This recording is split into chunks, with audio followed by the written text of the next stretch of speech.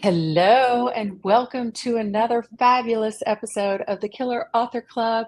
Tonight we have the one and only Danielle Trussoni joining us to talk all about her new and ever so puzzling thriller. We have tons to talk about, so grab your cocktail, your list of questions for Danielle, and we will see you right back here. Welcome to the Killer Author Club. 3 best-selling authors talking about killing, of the fictional kind, with the best thriller and suspense authors in the business. Killer conversations, killer cocktails, and killer guests with your hosts, Kimberly Bell, Heather Gutenkopf, and Kara Ruda. This is the Killer Author Club.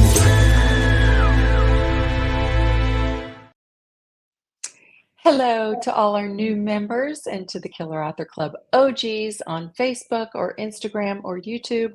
Wherever you are watching, we are so happy to have you here. I'm Killer Kimberly Bell. I'm Killer Kara Ruda. And I'm Killer Heather Gutenkopf. And we are so excited to have Danielle Trussoni here with us tonight, talking about her upcoming The Puzzle Box. Like always, we've got tons of killer fun planned for you tonight. Speaking of fun, how about finding some in your inbox? The Killers have a monthly newsletter, only once a month, no spam, we promise. So if you'd like to be the first to know about our killer breaking news,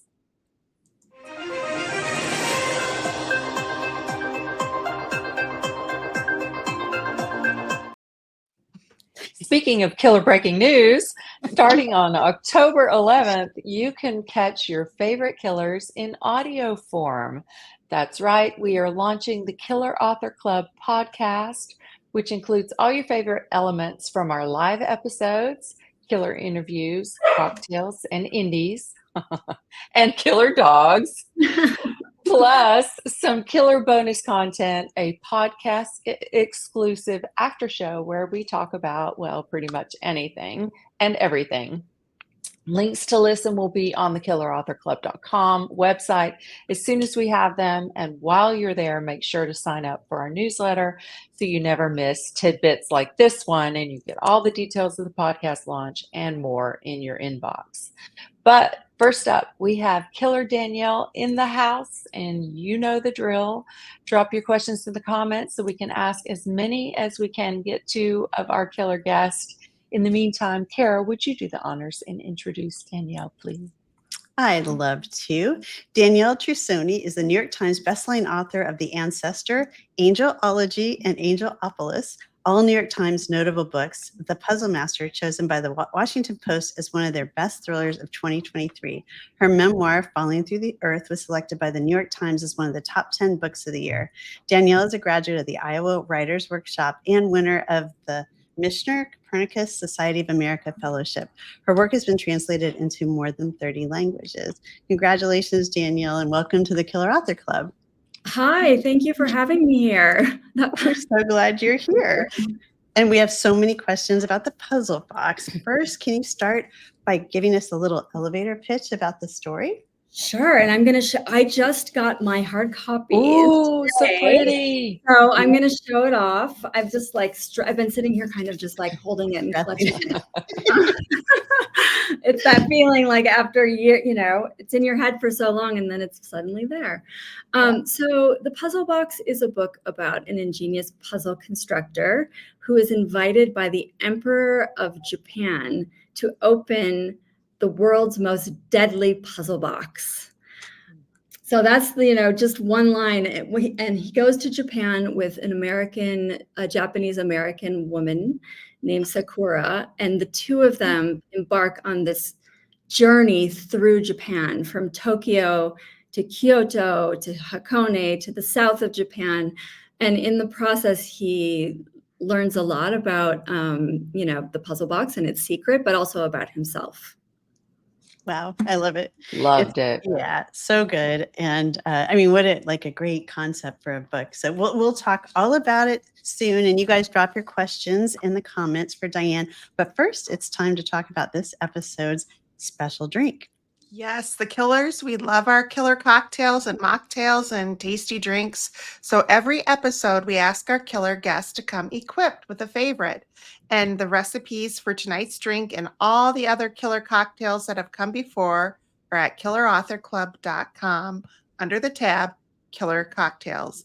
And Danielle chose the Seed Lip Margarita as her special drink tonight. So, Danielle, can you tell us why? Absolutely. Well, first of all, I live in Mexico. So, margarita is just a natural choice. And during the pandemic, so I used to be someone who was studying wine, and I collected wine and I took lots of sommelier classes, and during the pandemic, I developed an intolerance to alcohol. Oh, It's no. the absolute worst moment that can happen, right? So I couldn't drink, and I was stuck in this situation where I need to drink, I need a drink, I can't drink, and I discovered Seedlip, which is it's a non-alcoholic liqueur, basically. Like, they have different flavors, but it tastes like a cocktail. What I really hate is when you order a mocktail and it's like syrup. Sweet. Yeah. Horrible. And so I was just like, yuck. And so I did a lot of research, and I found that it's basically they make a distillation of herbs. So it feels very herbal. It feels like a liqueur. And this particular one that's in that cocktail, when you make a margarita with it, it tastes like a real margarita. So I have that every night. My husband obviously still, has a normal cocktail, and we sit out on our terrace in the evening with a cocktail, and mine is a mocktail and his isn't, but they taste very similar. Love it. Wow, Love it. Well, I'm going to try it. You should. It's good. I mean, Yeah. if you don't want to, for me also, it's nice because you don't wake up with a hangover, right? Yeah. And if you have to write in the morning, which I write Yeah. every morning, it's nice to wake up without a hangover. Yeah. Well, it sounds amazing. And cheers to you, Cheers. Danielle, for Yes. another amazing read. And congratulations on the upcoming Thank book. you. Yes. Cheers. All right. So the Killers and I started the Killer Author Club 2 years ago so that readers like you can interact with some of the best suspense and thriller authors in the business. Our fall lineup includes superstars like Robert Dugoni, Geneva Rose, Jeffrey Deaver, and Isabella Maldonado, Patricia Cornwell. That's right. We are besties with Patricia now, and she's returning to the Killer Author Club in November. And so many more. For dates, times, past episodes, etc., surf to killerauthorclub.com. But tonight we're here to talk about The Puzzle Box, Danielle's latest. In this sequel to the magnificent The Puzzle Master, Trussoni drastically increases the stakes for her protagonist, the world-famous puzzle constructor Mike Brink. A first-rate thriller, more please, so says Booklist. AJ Finn, author of The Woman in the Window, says, who should read Danielle Trussoni's latest? In a word, everyone. Danielle, obviously, you are a brilliant and wily killer, and we need to know now your answer to the killer question. Where do you kill? Out behind the house in the shed. That's where I hide the bodies. They're all there. I don't know. I suppose in writing, I have all of my books, all of my novels have an element of historical research and like a backstory, a really rich historical backstory. So I guess I kill when it comes to history and research. Wow. Yeah. I love it. Killer. I like that. I don't think we've got the historical killer answer yet. Yeah, you're the first. Yeah. You're definitely the first. We like that. And we are gonna talk about the research that you've done for this story, because I have a lot of questions about that. But I feel like we need to start the first question with the puzzles. Are you a puzzler? So I am not. I feel like writing fiction, and especially writing plotted fiction like all of us do, is my puzzle, right? Like, that's a puzzle for me. Right. But I enjoy doing easy puzzles. I like Wordle and that sort of thing. In this, for these books, The Puzzle Master and The Puzzle Box, I knew I needed another level puzzle constructor. And so these were complicated puzzles. complicated. Yeah. They're complicated, and each puzzle opens the door to a plot Yeah. point or to something that happens next. So the puzzles that are in the puzzle box had to be sophisticated, elegant, but also not too difficult, so that a reader would be like, I don't know what this is, and shut the book and stop reading. And so I worked with two puzzle constructors, one guy named Brendan Emmett Quigley, who is a regular constructor for the New York Times Games page, and Huawei Wang, who is a 4-time world puzzle champion. The guy is a genius, and he did a lot of the mathematical puzzles. So Brendan did the word puzzles, and Huawei did the mathematical puzzles. And I did one puzzle myself, which I'm very proud of. In the Puzzle Master, I did a word puzzle that's in that book. But other than that, I really rely on these other puzzle constructors, the professionals. Yeah. Wow. Yeah. The experts. And you even had them like drawn in the book. I don't know if you did that in the first one, but yeah, I mean, there were actual pictures. Yeah, we have the puzzle. I have the puzzles. Let's see if I can show you. I don't know if you can. Let me get it over here. Can you see There that? you go. Yeah. So that's one of the word puzzles, and yeah, they're actually in there so that if you have a hard copy, you can take out your pencil and you can do the puzzle in the book, which is a lot of fun, actually. With the Puzzle Master, I had a few like that, and people, sort of wrote to me and sent pictures of the finished puzzle. And I'm like, yes, you did it. You got it. Awesome. But that's sort of the fun of it, right? Like the other thing, though, is that I really wanted to be sure that if you took those visuals out, the story still works, right? So it's all, for audio, for example, I have the same audio performer did both the Puzzle Master and the Puzzle Box. And we did work around so that we made sure that he could just narrate it rather than it being a visual element. So yeah, I mean, it was a little tricky getting those puzzles into the books, but I feel like it gives it that little extra something. Yeah. Oh, sure. What did your editor say when you were like, oh, I have an idea. Let's put the real puzzles in the book. Was she like, I hate you or I love you? Well, so this is the first time I worked with this editor. This is the interesting thing. And I'll tell you a little secret that many people don't know, is that when I went out with the Puzzle Master, which I think I have a copy around here somewhere that I'll show you. Well, I don't know. I guess I don't. But when I went out with it, I sent the manuscript out without my name on it.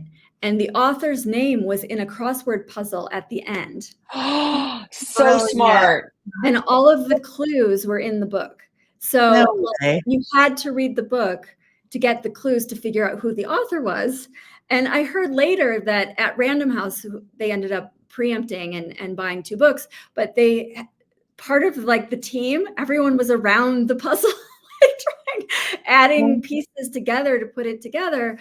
And they really enjoyed it. So I think that the visual elements of the puzzles and actually the gaming, the lightheartedness of that element of the book was something that my editor really enjoys and still enjoys. Like with this book, there's a tangram puzzle, which I think was a lot of fun for them to play with. And it's, I have fun with it too.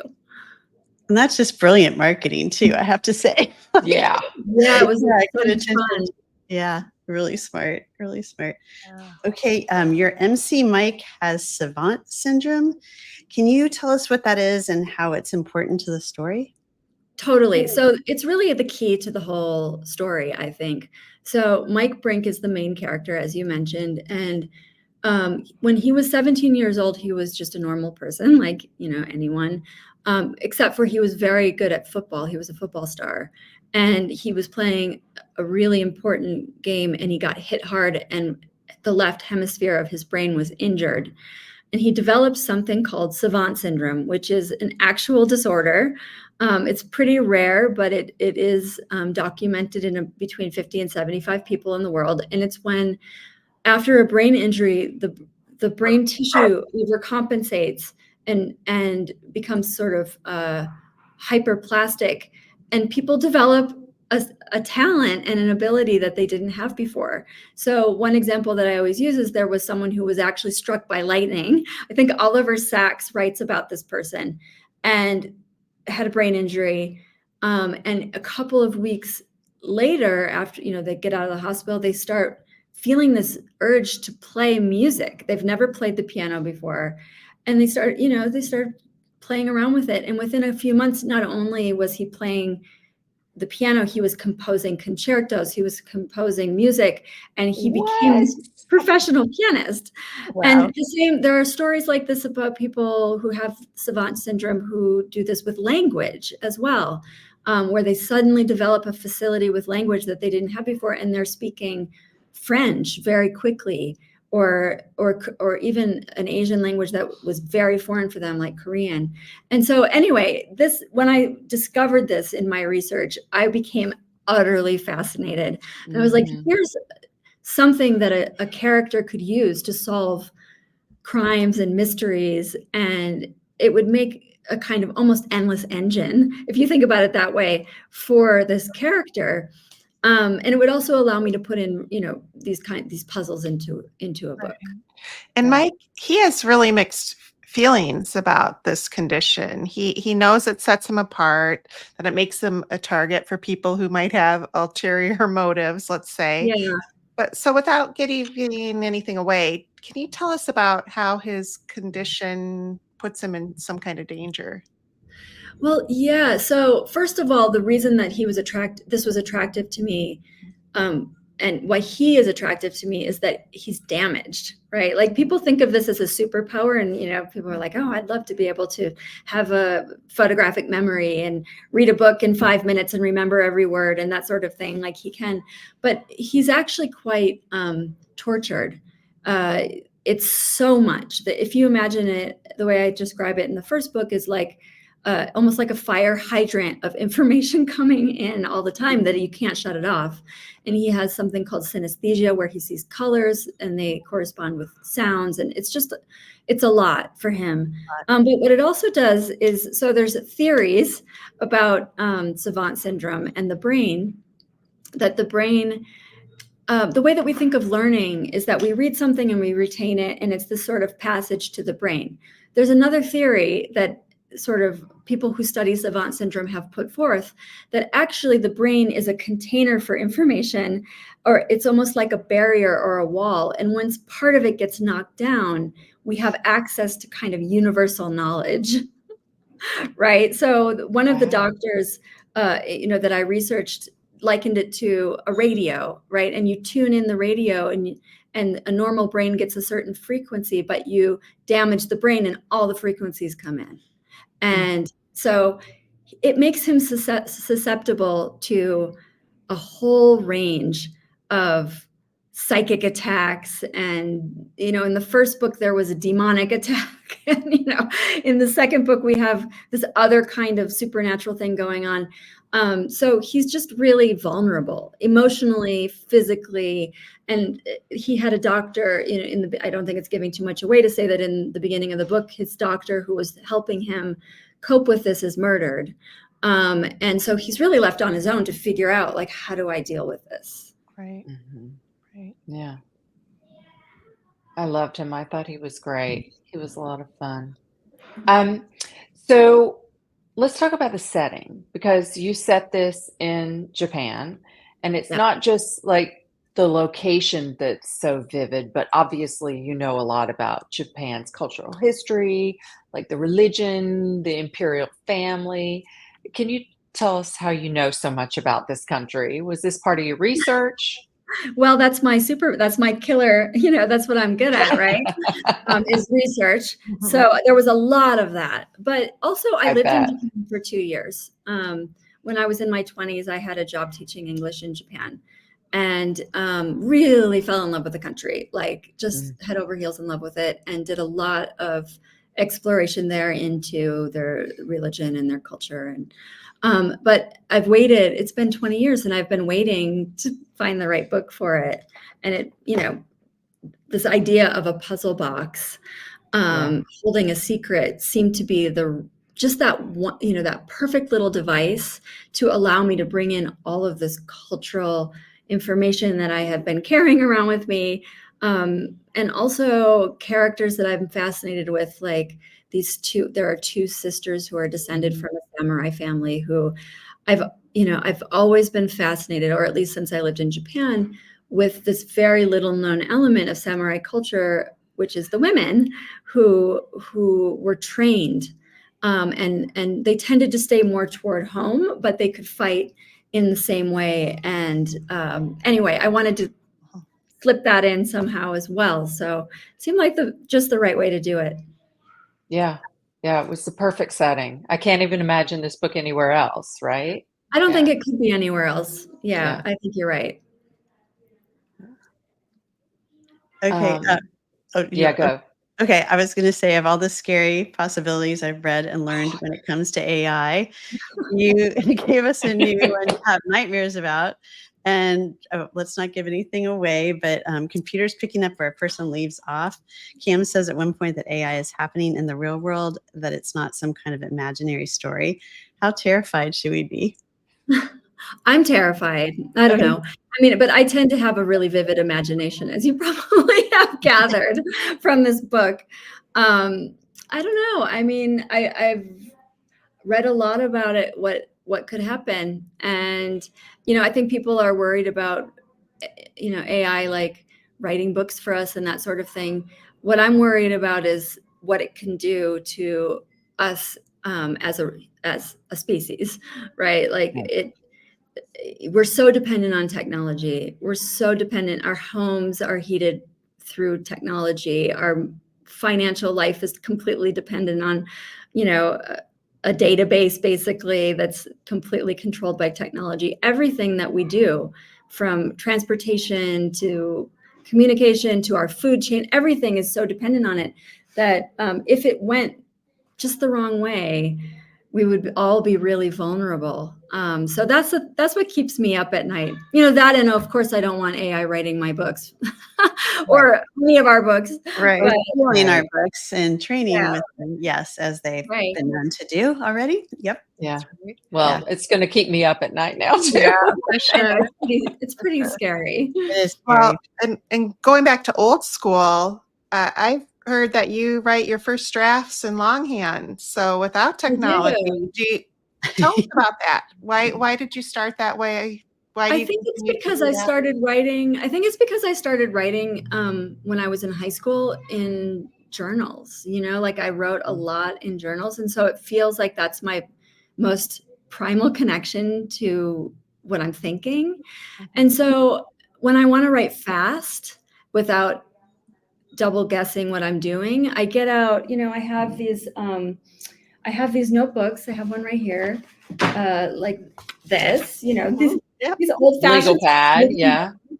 And I have these. I have a fountain pen, and it's all pretty, basic. And I can write very fast that way. So I write the bad first draft that we all have. For me, that's in it's written out by hand, and then when I type it into a Word document or Scrivener or whatever I do, that becomes a second draft immediately. So by the time I'm working on the computer, it's already a second draft. Right. And there's really is something about that physical head to hand. There's something about it for me. Just that connection that really. And are you writing cursive? Yeah, I'm writing. Yeah. This is something I'm writing now. Oh wow! It looks like that, and this is awesome. That's the first. But how long does it take you to write that first draft, the longhand? It really depends. I write pretty fast, actually, longhand. So the puzzle box, I wrote the first draft in like 3 or 4 months. But I do a lot of rewriting when I type it in, right? It's a completely different book by the time I'm changing things. I'm basically rewriting it as I'm putting it in the computer. Right. And that takes a while. I wrote this book in a year, which is the fastest I've ever written a book. It usually takes me 2 years at least. And And I attribute that to the fact that I've been carrying around Japan, in my head and heart for 20 years waiting for the right book. So that, it came out really quickly. But usually the first draft is fast and really bad. Yeah. Yeah. That's great. Yeah. I love As they should be, right? Yeah. I love Yeah. hearing the process. And unfortunately, I think it's time to go to the next segment, but we could talk to you all night. You're so interesting. Like, thank you. Okay, so Danielle is giving away one copy of the puzzle box tonight, you guys, to US viewers only. Doesn't matter if you're watching on Facebook, Instagram, YouTube, wherever you are, we will pick a winner. But please make sure to shout out where you're from. So the question is, for a chance to win, answer this multiple choice tonight. Multiple choice question in the comments. Danielle's book, Falling Through the Earth, selected by the New York Times as one of the top 10 books of the year, falls under which category? Science fiction, romance, mystery thriller, or memoir? Tough one. That is a tough one. Since we haven't even talked about it, so you guys got to either Google it or rewatch the show, right? At my website, if you want. Yeah. You can go to our website. That's a great idea. Well, the Killers, we love our indies and we want to support them in any way we can. That's why we ask every author to tell us about their favorite bookseller. So, Danielle, you have chosen Aurora Books in San Miguel de Allende, Mexico. Can you tell us why? Sure. So I'm going to add another one as well. I live in Mexico, and the Aurora, the booksellers at Aurora Books are kind of superheroes here because we don't have English language books. And so it's a very big kind of supply chain issue getting books across the border and getting them into that store. And they're doing it. Also, they're associated with the Writers Conference here, which I'm the program director. So everyone should check that out. It's the San Miguel Writers Conference. And they supply books for that conference as well. So they're just amazing. But when I'm in the States, I'm just going to say right here that I also love Oblong Books in Rhinebeck when I'm in New York. So snuck one in on us, but that's okay. Sorry. I could name like 10 actually. Yeah. We love indies. Yeah, it's so hard to choose sometimes, but we'll drop the link to the puzzle box into the comments so you can order it along with all other of the books on your wish list. For sure.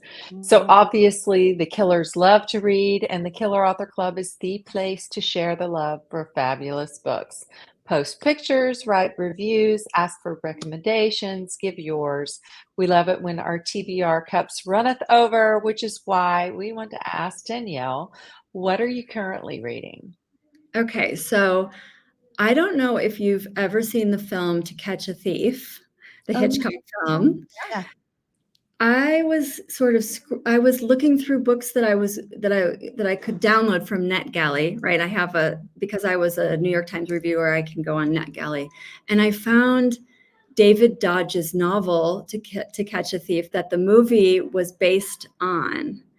And so I started poking around online, and I discovered that David Dodge, who wrote this book, also lived in San Miguel de Allende and died here. No way. So I was like, ooh, some sort of connection here because I love the south of France, and that's one of my favorite Hitchcock movies. So I've been reading that, and it's so good. It's coming out. It's being reissued by Poison Pen Press, and there is a new introduction by Leslie Klinger, who I don't know if you know him, but he writes these amazing introductions to Sherlock Holmes and H.P. Lovecraft and that sort of thing. But it's so good. I really recommend that. And also because you read, where is it? I'm going to just, pay the love back. He blurbed my book. And so I have a copy of AJ Finn's latest, which I haven't gotten all the way through it yet, but I'm really loving what I'm reading. Awesome. I haven't read that one yet. So you snuck in too again. I know. Yeah, you did. I just keep going, right? But we don't complain. That's okay. That's okay. We like it. Oh my gosh. So speaking of amazing reads, we have 2 new ones to add to your toppling TBR pile. First, check out The Inhabitants by Beth Castrodale. Artist Nilda Ricci inherits a shadowy Victorian that comes along with a handsome neighbor, longtime housekeeper, and a chemist whose concoctions help boost her creativity, and all's well until she starts to suspect that the house may be haunted. We also have Negative Girl by Libby Cudmore, a whiskey-soaked mystery introducing the dynamic duo of Martin Wade and Valerie Jacks, the grizzled vet and the determined newcomer, who join forces to crack a case that is deliciously noir. The Rockford Files meets VH1's Behind the Music. So Beth is giving away 3 copies and Libby 1, both to lucky US viewers. Drop a comment if you'd like to be entered for either of these or both of these. And remember to tell us where you're from. Good luck. Yay. And don't forget to check out the Killer's latest books. That's right. Heather's latest, Everyone is Watching, is Big Brother meets Clue in a reality show gone terribly wrong. And Kara's latest, The Second Mrs. Strom, is set in Paris and has the tagline, "A successful marriage is built on lies." And go ahead and pre-order the next in the series, What the Nanny Saw, out in November. Yes, and Paris is always a good idea, and so is Kimberly's The Paris Widow, about a dream vacation gone horribly wrong. And Kimberly, you have some big news to share. Can you tell us all about what's new in your world? Yeah, so I guess we announced this a few weeks ago, but yeah, I have sold the rights to The Paris Widow to these 2 lovely ladies, and yeah, they're amazing, and I can't wait to see what they do with it. It's going to be a television show, so everybody cross everything. Yeah, congratulations. Special visitor. Oh, hi! Oh, yum, ice cream. Yes, special treat. I will Yeah. be right there, okay? Festival day. We're almost finished with your mom. We are. We're almost. Yeah. And then we'll give her right back. We will, we promise. But you can stay and listen. So, okay, membership has its privileges. So if you're on Facebook, check out our private members-only group called the Killer Author Club, where all the killer magic is found, giveaways and all that kind of stuff. And every episode, we choose a name from the hat who are in the club to win a piece of swag, t-shirts, mugs, candles, totes, hats, all of which can be found to purchase on killerauthorclub.com. Tonight's winner is Marcia Evers Levy. Congratulations, and please send one of us killers your address and we'll send some killer author swag your way. And folks, if you'd like to throw your hat in the ring to win some swag, all you have to do is become a member of the Facebook group. Link will be in the comments. Yes, and Danielle, we have something very special for you, but first you have to tell us who the second very special guest here is. So this is Conundrum. This is Conundrum. You've met Conundrum in the book, and this is the real one. I So love that. Oh my gosh. And she's Adorable. very, very sweet, but she needed a Was kiss. Conundrum in the book the same breed? I don't remember. Yeah. Yes. Yeah, I love it. Yeah. Actually, so it was I wrote the first book with Conundrum as Mike Brink's pet, right? His sidekick. And then for my birthday the following year, my husband gave me a Conundrum that looks exactly like the dog in the book. Oh, that's so I great. love it. Yeah. That Very is a sweet. fantastic gift. And Danielle, we are so thrilled to tell you that you have survived the Killer Author Club. So we have this lovely badge for you that we'll send it to you. You can print it out and hang it on your wall with all your other accolades. But thank you so much for being with us tonight. And can you please tell our viewers and listeners where you can be found? Where can I can be found? I'm on Instagram a lot. So it's just my name at Danielle Trussoni. You can find me on my website. I think that's the best way. Yeah, you can find me. I'm pretty much on every social media. If you just search for my name, I'll come up. And you have a great newsletter too. I like your newsletter. Thank you. Thank you. That's Yes, fun. I have a newsletter as well, which you can sign up for on my website or on Instagram. You know, it's in my link tree. Yeah, love it. All right, guys, that does it for tonight's episode. Thanks to everyone for tuning in, and make sure to mark your calendars for the one and only Robert Dugoni, who will be joining us in 2 weeks from tonight, October 8th, same time, same place, to talk about his newest Beyond Reasonable Doubt. In the meantime, please find us wasting entirely too much time on Instagram, Facebook, Twitter, TikTok, all the socials. For all the information you need, times, upcoming schedule, past episodes, recipes, and merch, surf over to killerauthorclub.com. Thanks for being part of the club. That does it for tonight's show. Thank you for tuning in. If you'd like to catch our next show live, we're every other Tuesday night on Facebook, Instagram, and YouTube. For times, upcoming schedule, and to catch up on past episodes, visit us at killerauthorclub.com. Happy reading. Now get on out there and kill that TBR.